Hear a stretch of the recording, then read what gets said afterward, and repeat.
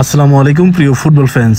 আজকে কথা বলবো স্প্যানিশ এবং বার্সেলোনার রাইট উইঙ্গার লামিনো ইয়ামালকে নিয়ে। বর্তমান সময়ে লামিনো ইয়ামালের পারফরমেন্সের উপর ভিত্তি করে লিওনেল মেসি এবং ক্রিস্টিয়ানো রোনালদো বলেছেন তার প্রজন্মের যারা ফুটবলার রয়েছে তাদের চেয়ে অনেকটাই এগিয়ে রয়েছে লামিনো ইয়ামাল। সাধারণত যারা উইং হিসেবে খেলে তাদের স্পিড এবং ড্রিবলিং করার ক্ষমতা কিন্তু অসাধারণ থাকে। এখানে লামিনো ইয়ামালের dribbling, speed, throw ball pass, long ball pass এবং ডিসিশন মেকিং এর যে ক্ষমতা এক কথায় অসাধারণ। বিশেষ করে লামিনো ইয়ামালের যে ডিসিশনগুলো তার যারা সমবয়সী আছে তাদের চেয়ে অনেকটাই ভালো। আমরা যদি ইউরোর দিকে ফিরে যাই তাহলে দেখা যায় সেখানে কিন্তু তিনি 4টা অ্যাসিস্ট করেছিলেন এবং আউটসাইড অফ ডি বক্স থেকে কিন্তু অসাধারণ গোল করেছিলেন, যার কারণে কিন্তু ইউরোতে young player of the tournament নির্বাচিত হয়েছিলেন। 2024-25 মৌসুমের লা লিগার দিয়ে যদি তাকাই তাহলে দেখা যায় লামিনো ইয়ামাল এখনো পর্যন্ত 6টি ম্যাচ খেলে 5টি কিন্তু অ্যাসিস্ট করেছেন। এদিকে চ্যাম্পিয়ন লিগেও নিজের ক্যারিয়ারের প্রথম গোল করেছিলেন মোনাকোর বিপক্ষে। লামিনো ইয়ামালের একটা ক্লিপ যদি আমরা দেখি তাহলে বুঝতে পারবো তিনি কতটুকু কার্যকরী ফুটবলার। এই ক্লিপটার দিকে একটু লক্ষ্য করুন। দেখুন লামিনো ইয়ামাল কিন্তু একদম বল নিয়ে রাইট উইং এ রয়েছেন, আর এখানে রাফিনা কিন্তু একদম সেন্ট্রাল মিডফিল্ড জোনে কিন্তু রয়েছে। দেখেন এইখান থেকে লামিনো ইয়ামাল কিন্তু একদম ডি বক্সে পাস দিবে, তার সামনে কিন্তু দুইজন ফুটবলার রয়েছে। তিনি চাইলে একদম হরিজন্টালি কিন্তু রাফিনাকে বল পাস করতে পারতো।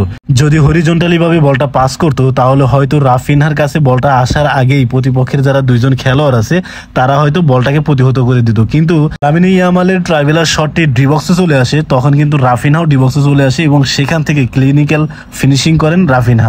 মাত্র 16 বছর বয়স, এখনই যে লেভেলের তিনি পারফর্ম করে যাচ্ছেন সত্যি প্রশংসনীয়। এই বয়সে এরকম একটা অ্যাসিস্ট করা সত্যি প্রশংসনীয়। এই টাইপের অ্যাসিস্ট সাধারণত আমরা দেখে থাকি লিওনেল মেসি করে থাকেন, তারপরে হচ্ছে রিয়াল মাদ্রিদের মদ্রিস, তারপর হচ্ছে ভিনিসিয়াস জুনিয়র, তারা কিন্তু এইভাবে ট্রাইভেলার শটে অ্যাসিস্ট করে থাকেন।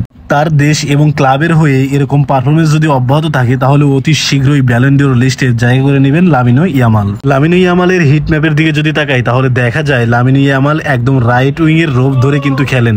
তিনি রাইট উইং থেকে বল কাট ইন করে বা হরিজন্টালি মুভ করে গোল দিকে একদম ডিরেক্ট ভার্টিক্যাল যে অ্যাপ্রোচটা সেটা কিন্তু তিনি প্লে করেন, যার কারণে লিওনেল মেসির মতো আউটসাইড অফ ডি বক্স থেকে কিন্তু একাধিক গোল করে তিনি দেখিয়েছেন। লামিনো ইয়ামালের লাস্ট 12 মাসের পারফরমেন্সের দিকে যদি তাকাই তাহলে দেখা যায় এখানে অ্যাভারেজ সুপার রেটিং দেখাচ্ছে 7.51। তার মানে প্রত্যেকটা ম্যাচেই অ্যাভারেজে 7.51 রেটিং নিয়ে লামিনো ইয়ামাল লাস্ট একটা বছর কিন্তু খেলেছে। এই 12 মাসের মধ্যে কোনো একটা মাসে কিন্তু তার রেটিং কখনোই 7-এর নিচে আসেনি। তার মানে এখান থেকেই বোঝা যাচ্ছে যে তিনি কিন্তু রেগুলার পারফর্মার, তিনি প্রত্যেকটা ম্যাচেই কিন্তু অনেক ভালো পারফর্ম করেন, যার কারণে তার অ্যাভারেজ রেটিং কিন্তু 7.51। লামিনো ইয়ামালকে নিয়ে আপনাদের চিন্তা ভাবনা কি? ভবিষ্যতে বার্সেলোনার হয়ে চ্যাম্পিয়ন লিগ জিততে পারবে কিনা, তার পারফরমেন্স কেমন হবে সে সম্পর্কিত বিষয় দিন কমেন্ট বক্সে লিখতে পারেন। ধন্যবাদ।